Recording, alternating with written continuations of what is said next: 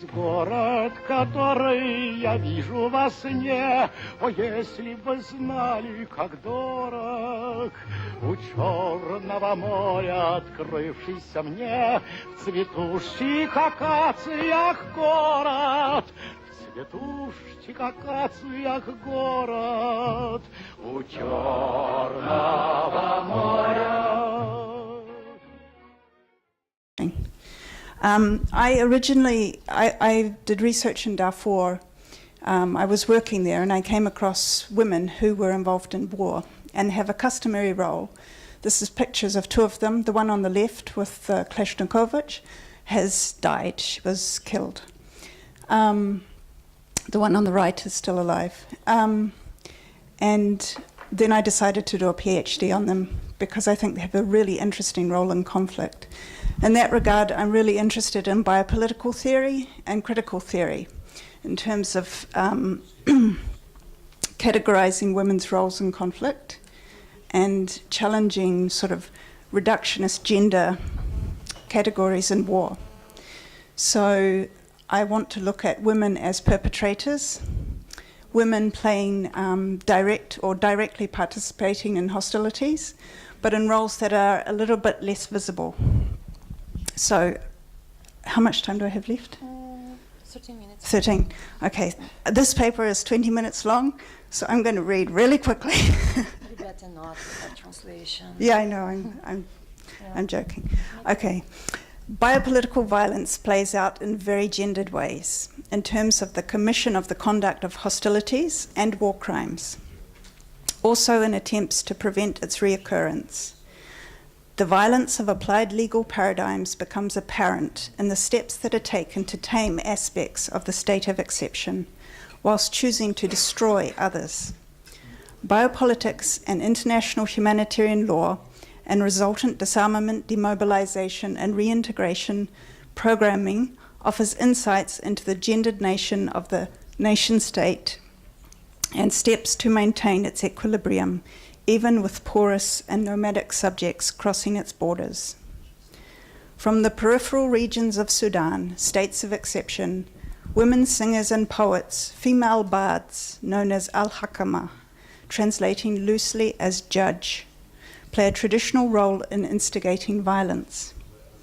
Al-hakama poetic form accommodate evolving epistemologies of crime, elaborating the poetics of murder and violence, but also represent a responsible command function. Through a symbolic power, a nostos, a folkloric form. While the themes of murder and sexual violation provide apt demonstration of how hakama, poetry and song embed multiple layers of cultural meanings, making pointed political arguments, it inevitably also accesses multiple questions of power between perpetrators and victims, between instigators and perpetrators, between victims and instigators, between the state and arguably its biopolitically gendered subjects. Law in this context, in the biopolitical setting, rather than being a single measure of command, is one site in a far more complex arena of power relations.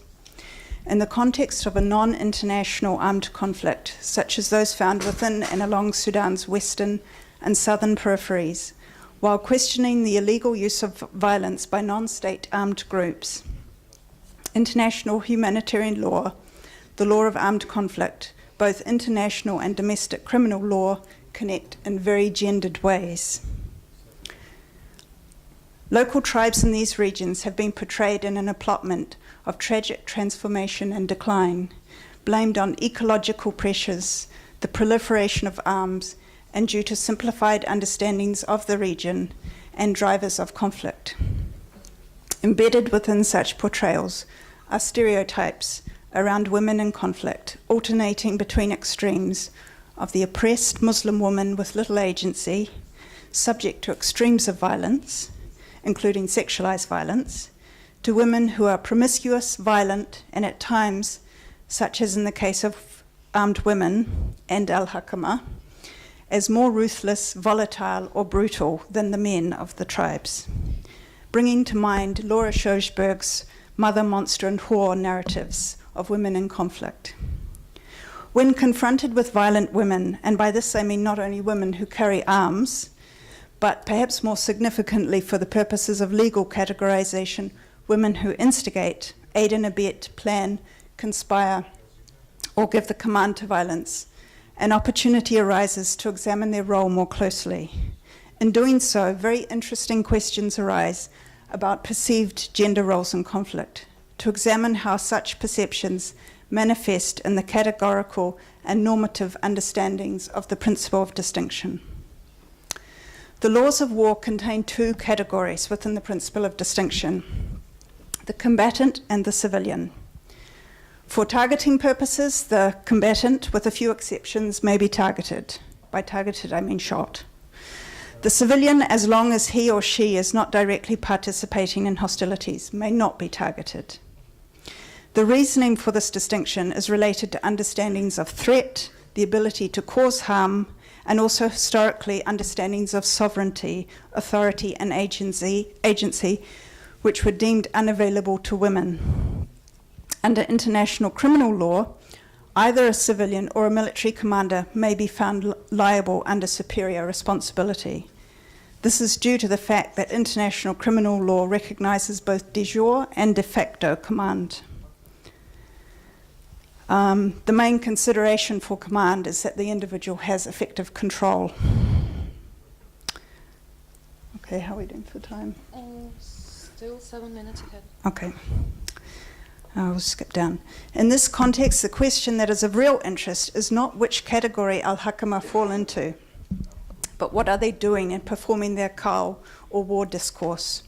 And in asking this question, how do embedded and normative understandings of responsible or functional command and hierarchy highlight the gendered norms around concepts of harm, threat, and agency in determining a civilian versus a combatant? Al-Hakama discourse is as visible as it is a generative act of ritualized violence, servicing a meta-narrative and balancing a context of patronage whilst engaging in dialectical power. The discourse is generative in the sense that it is meaning through social action. It is a poetic form ridden with violence, intended to generate violence, and performatively occurs as an intentional event through an implicit imperative to commit violence. However, it is also a nostos, a paidetic narrative, a symbol of power that speaks not only to the violence to be undertaken, but also the vulnerability to violence that has the potential to be experienced. Here, difference, or the sacrificial other, is an object of representation, always in relation to a conceived identity, a judged analogy, an imagined opposition, or a perceived similitude, where, while the composition of their poetry and song may vary from one bardes to another, and veiled metaphorical language is common, the content and message appeals to ideas and experiences shared by the community as a whole. Also deeply embedded performatively here, within the context of a non-international conflict, are challenges to sovereignty and the assertions of narratives of a non-state sanctioned violence, a non-state power, a gender equation that troubles conceptualizations of civilians.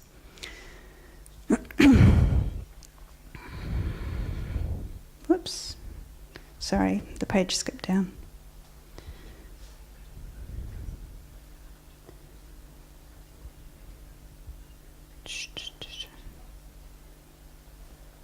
Complex interrelationships inherently exist where women and their tribes who may have faced or may face violence or destruction draw on this understanding or the meaning of their imperative violence to attack women and men of another tribe. Al-Hakama who do this do not directly engage in the violence of the attack.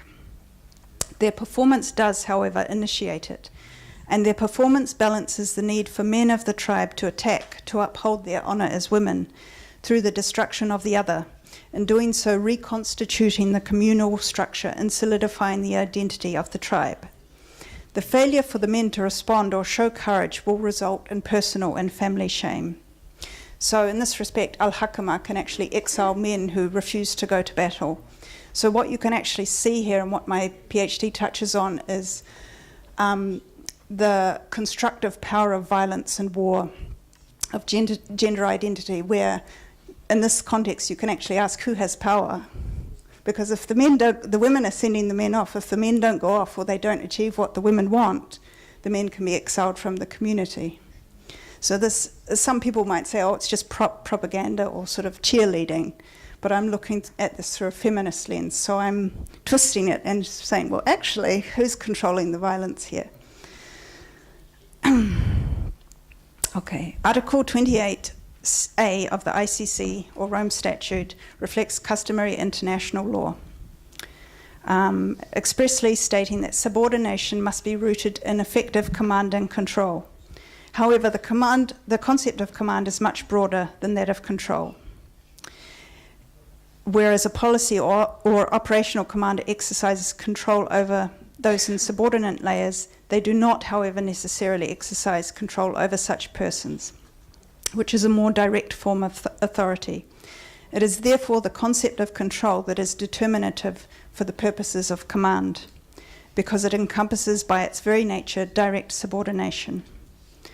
Goes on. How are we doing for time? 3 minutes. Okay. Blah, blah, blah. Okay.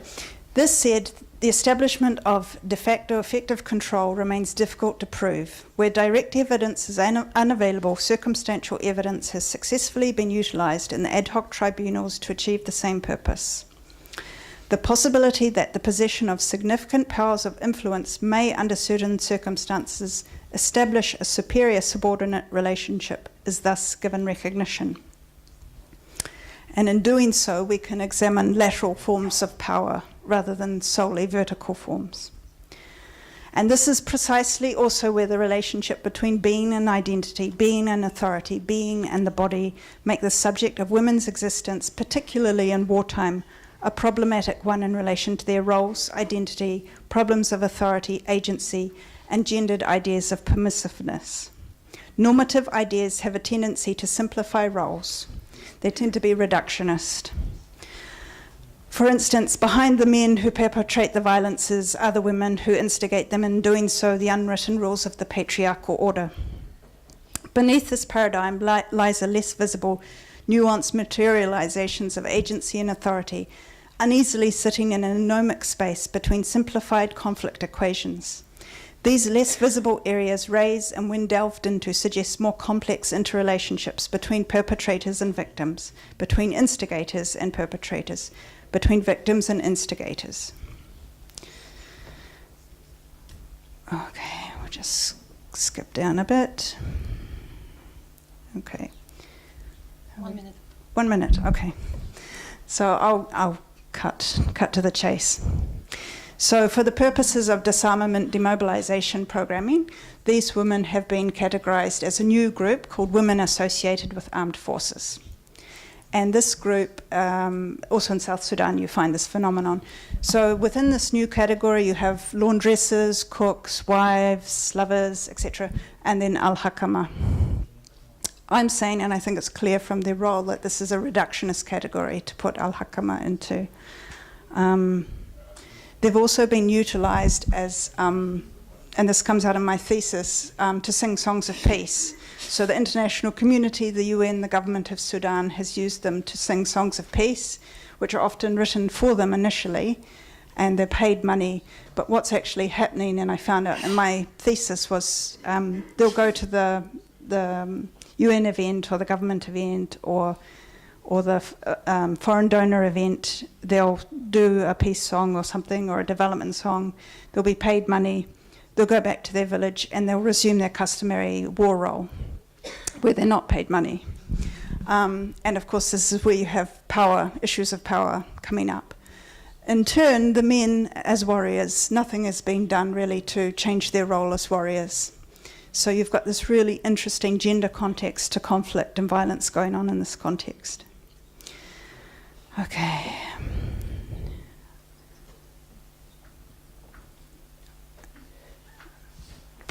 How are we doing for time? Halas? Okay. Okay. It goes on, but I'll finish there.